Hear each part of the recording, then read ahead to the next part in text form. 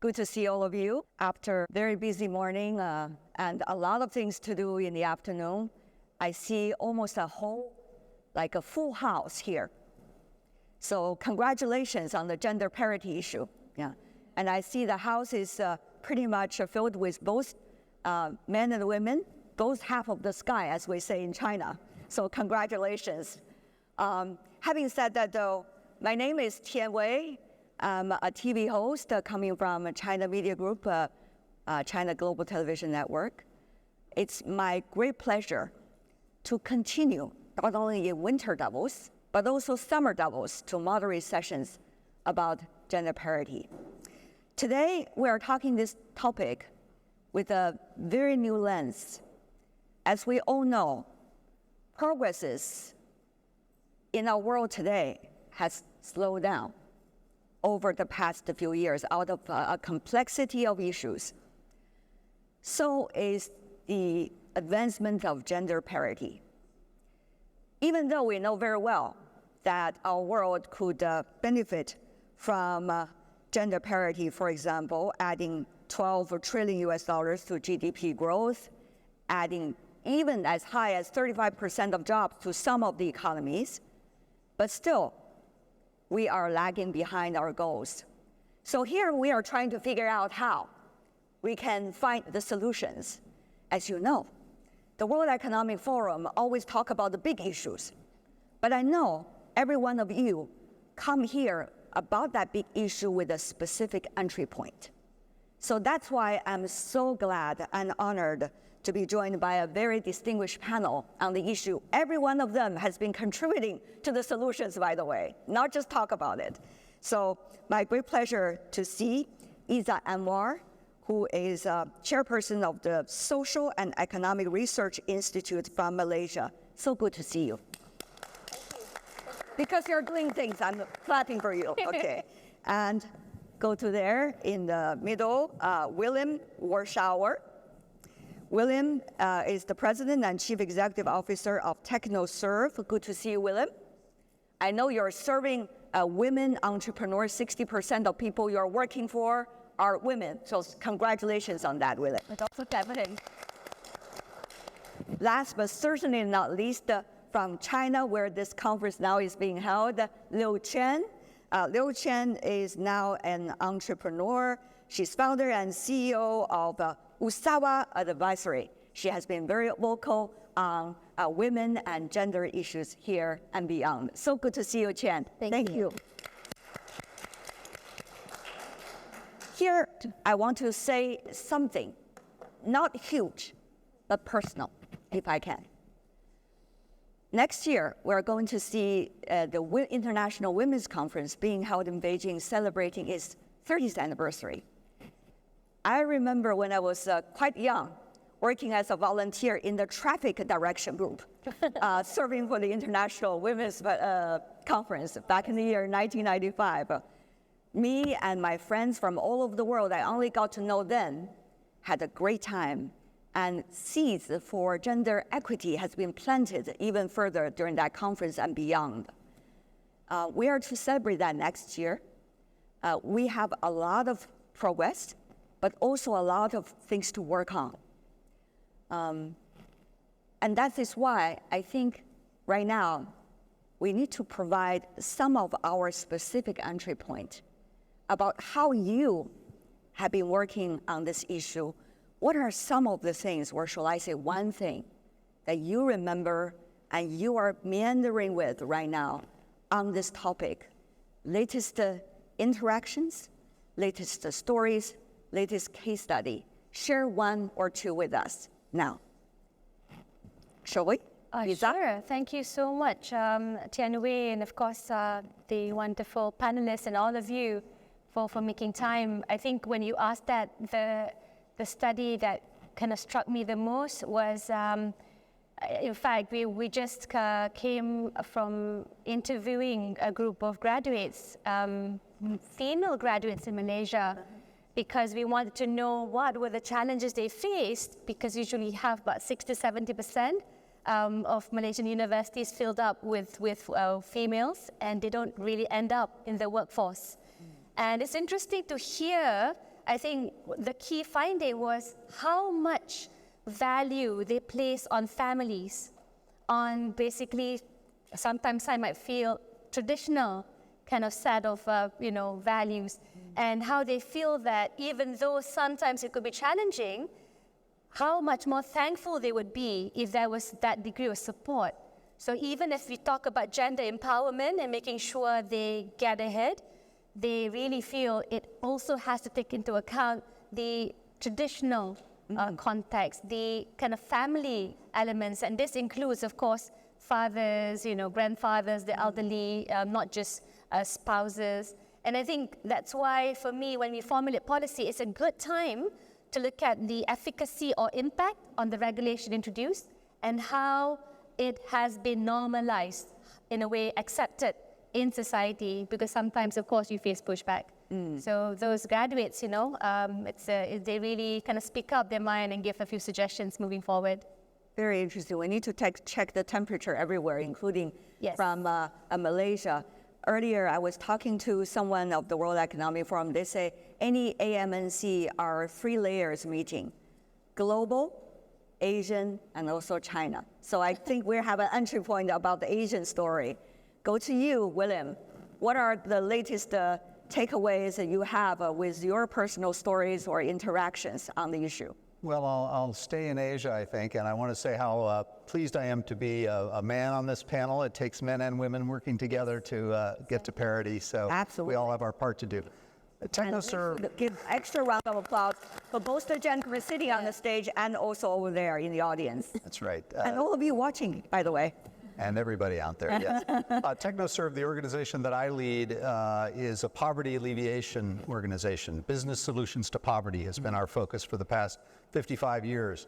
So we work around the world with smallholder farmers and entrepreneurs. And we have explicit targets about our own organization, about the women we work with, to try to at least have half of all of our clients be female. As our moderator mentioned, in our work with entrepreneurs, almost 2/3 of them are now women, which we're very proud of. But you asked me what's on my mind. So last year, about 160,000 women increased their income through their association with TechnoServe, either on farming or by small business.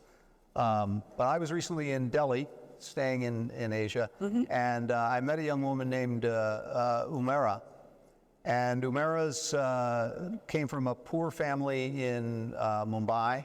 Her father was a rickshaw driver. Her mother was a cleaner. And she was advantaged in a sense that through some cajoling, her father had agreed to send her to university. She was the only child. The family could afford to send one child to university. It was Umera. And she went to a so-called Tier 3 university, sort of the lowest tier of university in India. And while she did well there, the sad thing is that only about 25% of graduates of those universities gain formal employment. So the bargain that her family made of saving money and sending one promising child to that university was really not being delivered on. It also, her father wavered, and as fathers do around the world, wanted to keep her close to home to help with childcare and all the rest of it. And so she was really at risk of never entering the formal economy. Now, fortunately for her, she was able to enter a program that helped her gain some skills to get an entry-level job at a bank. And she became a bank teller after graduation. And this is the entry-level job, one of the lowest salaries at the bank, but that salary alone raised her family of 6 income by 50%. But equally important is that when you're inside an institution like that, you have a path forward, you have a path up. And so I was moved to meet Umera. I think she was an example on the one hand of the terrible inequality in labor participation rates. Only 33% of women in India are in the labor force. She was an example of how public education is failing so many women and men and not getting them the skills they need to enter the formal economy. And she was fortunate to be a part of a program that allowed her to do that, that has changed, I think, the course of her life and the course of her entire family's life. So that's been much on my mind as I thought about gender parity. Absolutely. These days, we all want a one-liner solution. Yeah. But actually, that one-liner solution is never the solution. It's very important that we take an up-close look at all the stories and people around us and know what exactly they are looking for. So thank you, William, for that story. Go to you, Qian. You've been studying a lot about the education, its link to gender parity. What is some of the latest takeaways you have, a personal story or two to share with us about that? Thank you for that. So let me try to combine the personal and sort of the theoretical side. And I'll pick up what you said when I was little. So I was born in the generation when China introduced the one-child family policy. And I grew up in China when it was, that was the time when China started to open up with the economic reforms. So I consider myself very lucky in that. And when I look at the world, I see several key defining themes of the century. One is the rise of China, we're here today. The other one is the rise of women, the women empowerment and gender parity. So that back in the 80s, Chinese girls had actually better opportunities compared to before because families then didn't need to choose who do I send the kids to school, the son or the daughter. So every girl had equal opportunities in that sense. And then China, the economy grew, so that made a big impact. And me personally, so I was born in Shandong, where Confucius came from. That's a more traditional side of China. But I studied and lived in Sweden and also UC Berkeley, so very liberal, very gender equal places. And that made me realize that gender equality is possible, even though like nowhere in the world we are fully gender equal, but that taught me that things are possible, and that gave me a lot of hopes. I think looking at my own stories and also that partly helped me to progress with my studies. So I'm an economist by training. I've always focused on labor economics, on the importance of education, because even though some people thought, oh, you're just a girl, but my family didn't believe that. They believed that a girl can be just as smart and successful and capable as a boy. So I was fortunate enough to be able to go to good schools, study around the world. Yeah, so it's a very personal story, a testament of what happened. Yes, Yeah. and then actually when I started to look at economics, I realized the importance of human capital. So when we look at macroeconomic models, we look at capital, land, technology, and human resources. And if anything, people read Wealth of Nations, and actually the first paragraph and actually the first sentence started with labor, and that is human. So for us to be able to be well educated before we can contribute to the society, that's something I believe is the most important one. So if I were to argue for the growth of the global economy, I would argue one of the most fundamental thing is investment into human capital, is to send people to school, and especially send girls to school. So I'll share some simple economic data. So economic research look at the past 50 and 60 years global in different countries, and what economists have found are that number one, on average, if you spend investment onto, for instance, the US stock market and securities, annual return is 2.4%. But if you send someone to school, you're guaranteed a 8.8% annual return for the rest of your life. So we're talking about 2.4% versus 8.8%. So that is telling us in the medium to long term, investment into people is always a lot higher return than investment into finance product itself. And I'm very pleased to share that among the 8.8%, returns on girls are a lot higher than on men. We love the economists. They work with numbers. It's always convincing. On the other hand, how to translate that number potential into policies, that's always an angle very important for all the societies. Izzah, You yourself work on that a lot.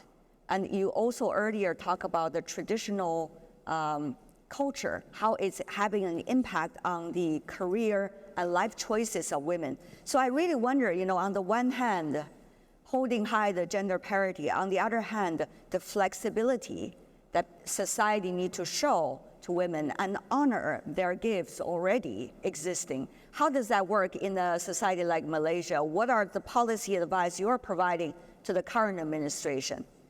I think, when you hear the kind of the economy benefits, it's a no-brainer. Yes. Unfortunately, the trend, and not just Malaysia, but also developed nations, is concerning. The first, you can see how gender polarization is taking place amongst young men and women. Young men are lesser academically oriented, but extremely right-wing, whereas young women are now going up the tertiary ladder, but becoming far more liberal and open-minded and, of course, progressive. And that, of course, creates some degree of tension.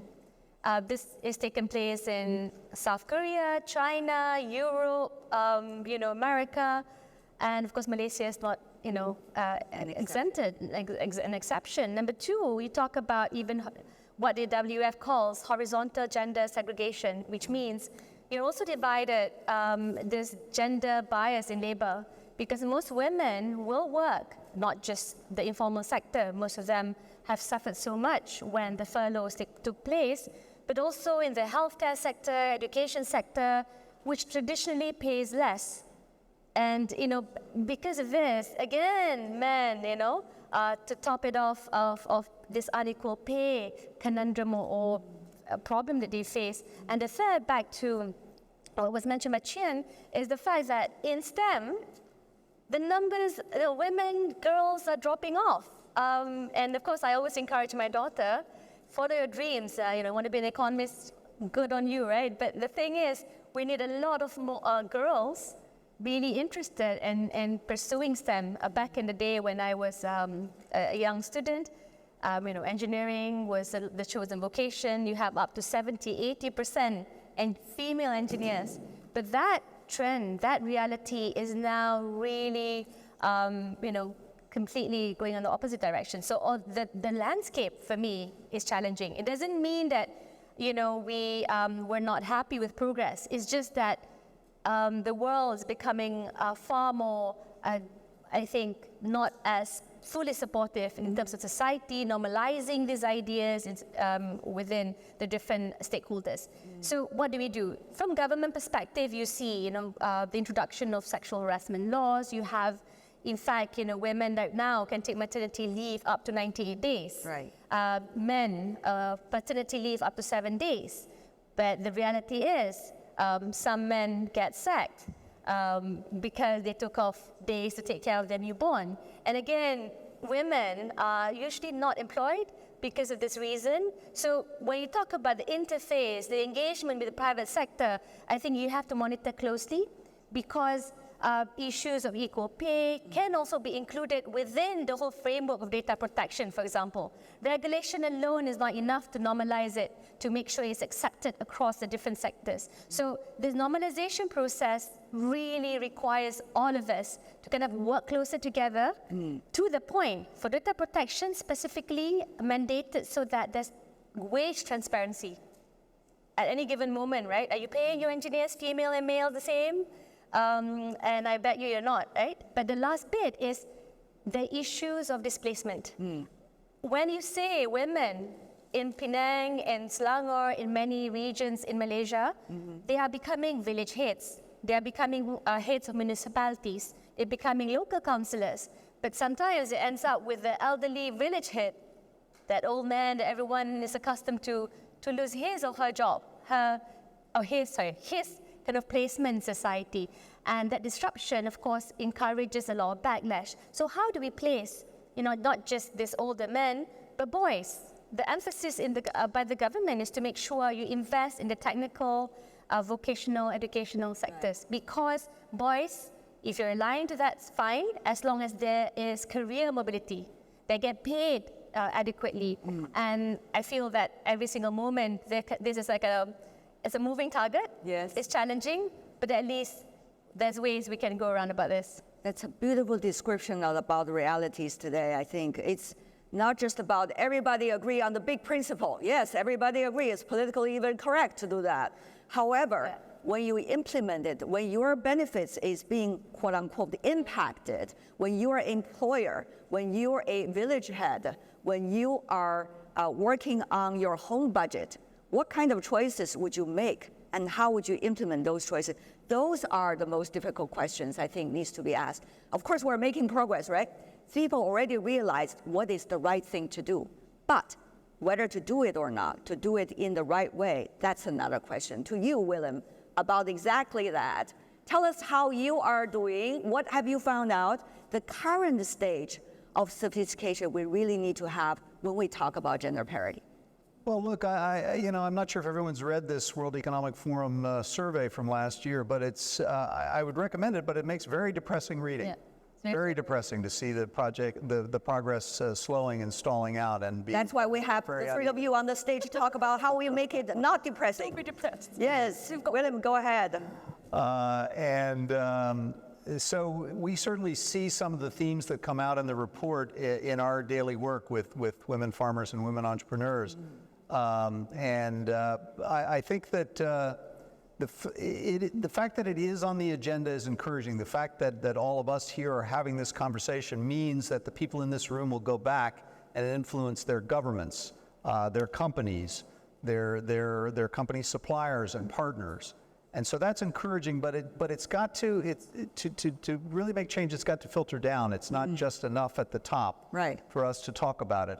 And so those conversations have to be had with your procurement department. I'm seeing a guy over there who procures a lot of things every year at his company.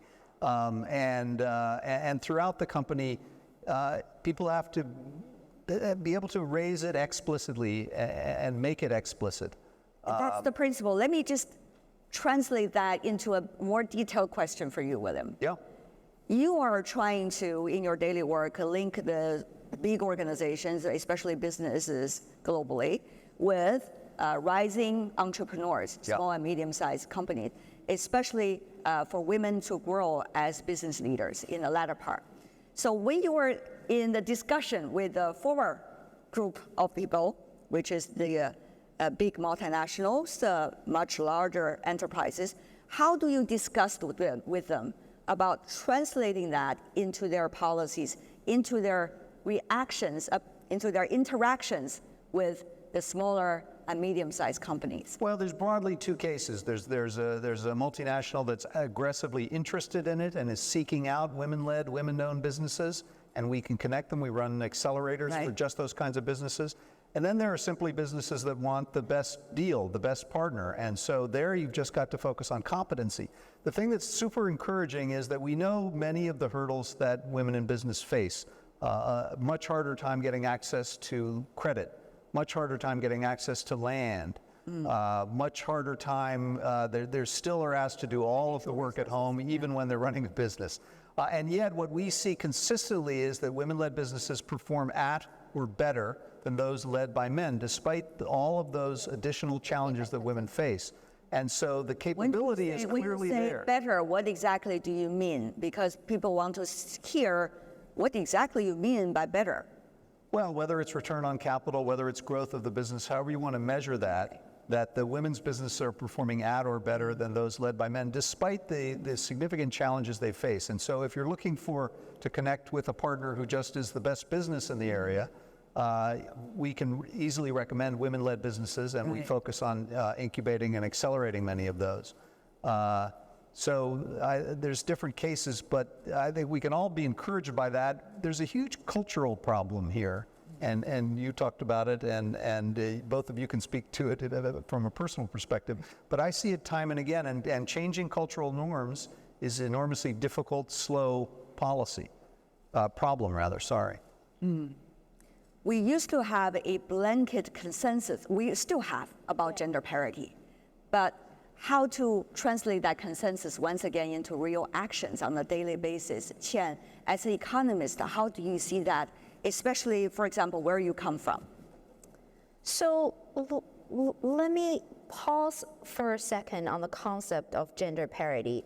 A lot of people think about that, and especially without gender stereotyping, men think that that means women are taking over their jobs, women are becoming more senior than them.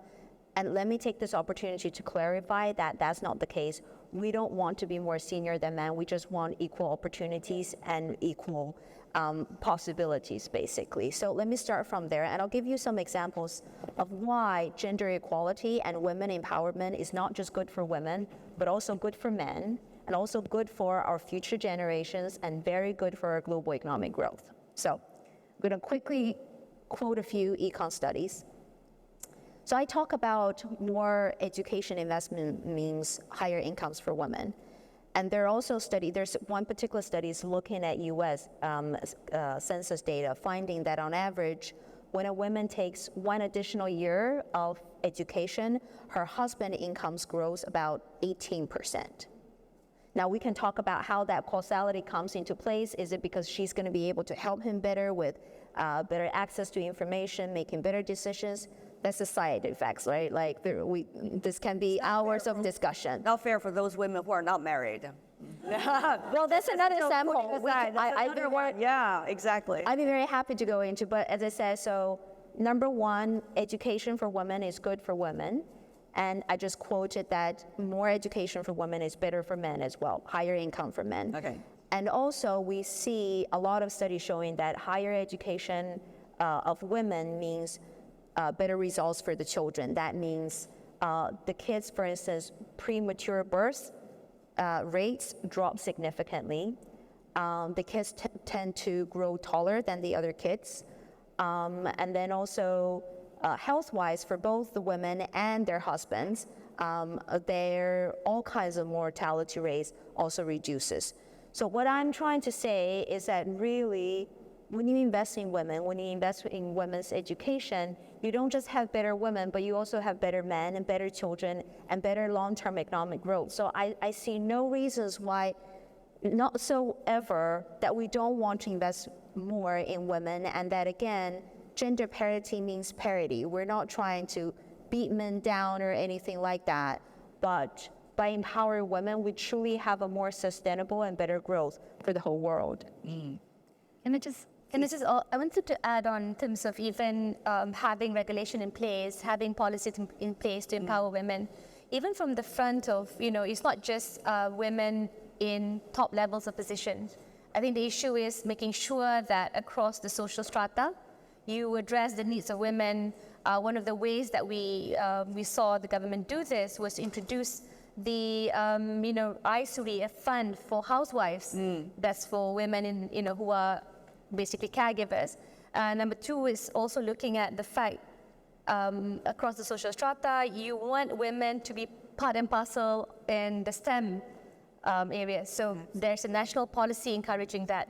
But I think the challenge is, again, sometimes, when we kind of focus on the certain subgroup, there's the reality of blended families, single-headed families, right. Families, not necessarily a mother, but still caregiving everyone. So in terms of policies regulation, I think we have to be a bit more adaptive, nuanced, also flexible.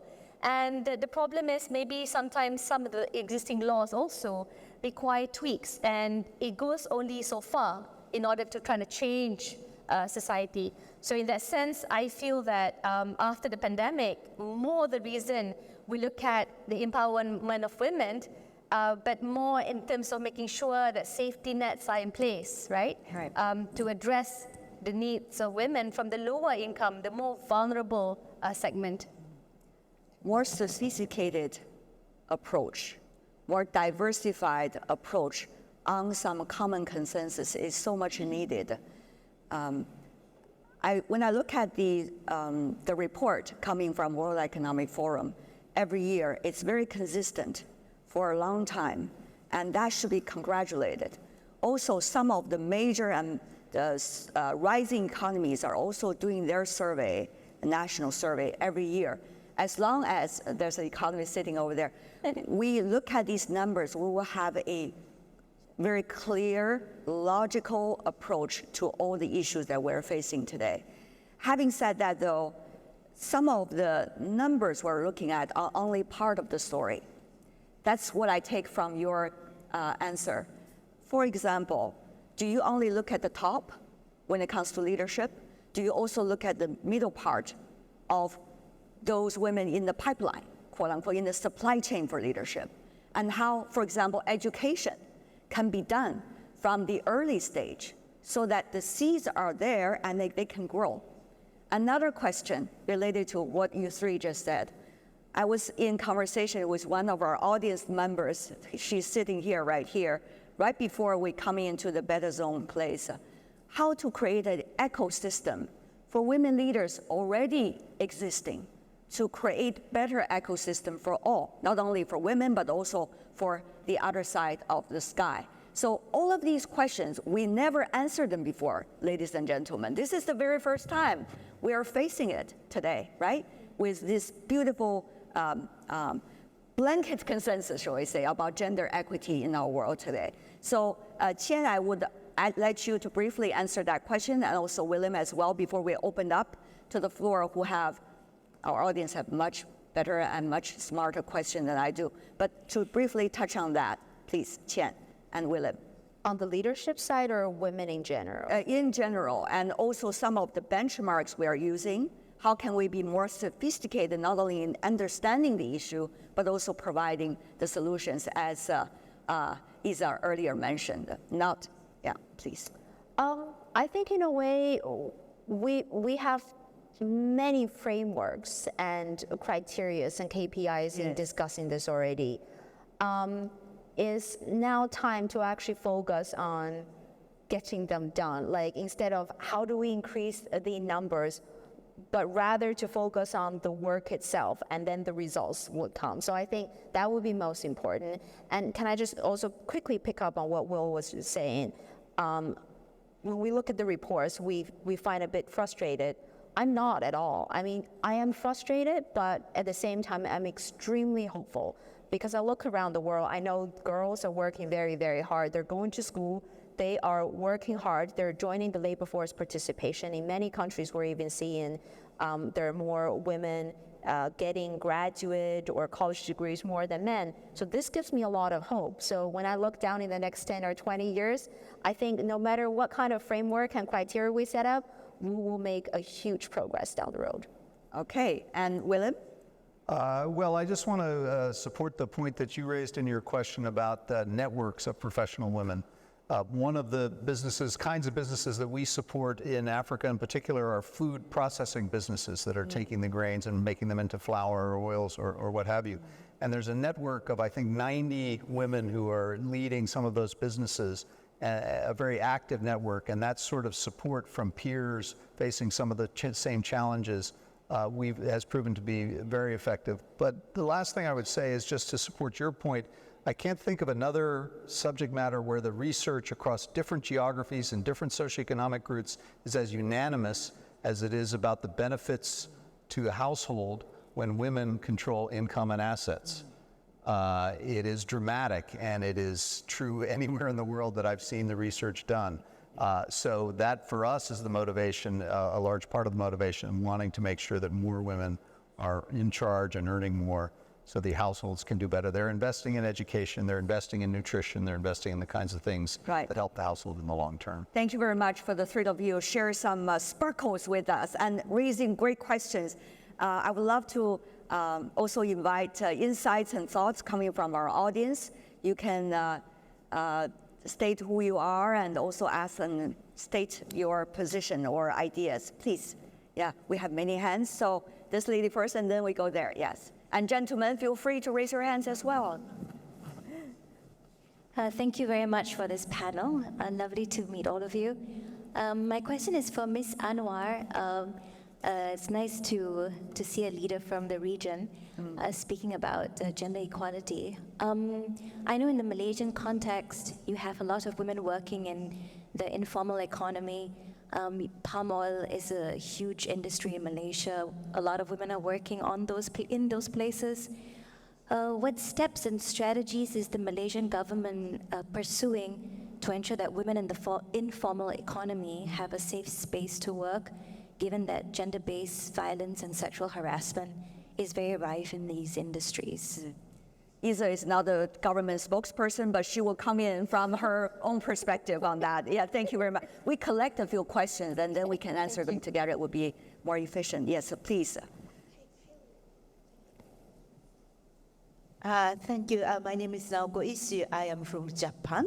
And as you know, Japan is ranked almost the bottom of this gender parity thing. But my question is not about the general principle. It's more like on how to translate those principles into action. One question popping up in even this Japanese society is, should we, how to implement the quota? The quota at the university entry, the quota at the parliamentarians, the quota at the boardroom. And then this caused quite an interesting conversation, or even tension among almost everybody. So that then, of course, the men, many of them feel that they are now threatened. And then that the women who have been maybe already established also that feel that women have to fight it through. And then that the people who may be selected also feel not necessarily comfortable because they may be perceived as compromised. So how do we have a good example how we can introduce this kind of affirmative action system? Anyone you want to specifically? Anybody, but I'm particularly interested in maybe Anwar. Okay, all right then. The quota debate, once again, please. Hi, just want to pick up on what Ms. Izzah Anwar mentioned about how certain men may react to more progressive policies that we put into place. Maybe building on that, just wanted to hear views from especially Willem and Qian on how you've seen, because I come from Malaysia as well, so I can see how it's happening in Malaysia, but I wanted to see from your points of view.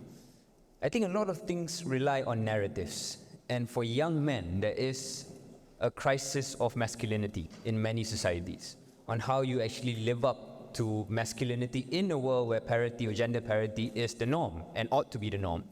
I wonder if you could share from your experiences, what are some of the strategies to take men along, young men especially, to buy into it wholeheartedly and feel as invested in gender parity strategies or goals alongside maybe fact-based or data-based arguments? Is there something more emotive that you've seen to be successful? We will also ask for your answer a bit later. Yeah. So maybe one last question if we can, because yeah, please. Sorry, I see more hands. Hi, I'm from Brazil, and there we have a challenge around women having to take care of the health of their families. So if the husband gets sick, if their parents get sick, their children get sick. So issues around health many times take women off work and they have to stop working. So just wondering how this also plays a role here, and if you could share some examples to also bring this to the perspective. Caretaker of the family, how to balance everything. Yeah, yes. I hear my girlfriends talk about it all the time. Yes. Thank you for raising that question. Let's just ask this round of questions first, and if we have time, we can go to another round, okay? So for time's sake, we need to be brief. First of all, palm oil and other informal industry, women's role policy-wise, please, Izzah. Okay, thank you. Natasha, thanks for the question. I think, in terms of the informal economy, it's very crucial for us to not just protect women, but looking at it from the precarity, the job precarity element. So for now, there's of course the 80% provided for them to basically contribute to the employees' retirement fund, employees' provident fund, sorry. So for those working in the informal sector, the gig economy specifically, which brings the question, the burden is still on government agency, right? The bulk of them making sure as they get older, after they leave their particular workspace, they are at least living with dignity. And I think it goes back to, do we then want to consider laws, clear-cut laws that extends across to even sectors that are traditionally dirty, I think difficult was the other D. Yeah. Dangerous. And I feel this right now, the government is taking on a lot of kind of the bulk of the burden, but perhaps need to look at how the support can be rendered from the private sector. Now, the other bit is also loans in terms of female entrepreneurs. You have weekly loans dispensed with by Amanah Ikhtiar. They've been very successful. They've been there, I think, about the same time as Muhammad Nasheed set up the Grameen Bank. And of course, high payout rate, they pay back, and it's been wonderful. But of course, it doesn't mean that that should be the sector that they're stuck with, because at the end of the day, it's still challenging when prices, cost of living escalate. But for me, in that sense, there's a lot of focus. It's just we also need to look at how do you ensure the existing subsidies and the huge subsidies debate, from the usual fuel, diesel linked, to placing them into more productive sources of growth. And that's what Malaysia is actually working towards. Number two, quota, very heavy debate. I would say some were advocating it, but at the end of the day, will that have, again, result in unintended consequences? Because but what you want is that kind of sense that women are being celebrated at every position.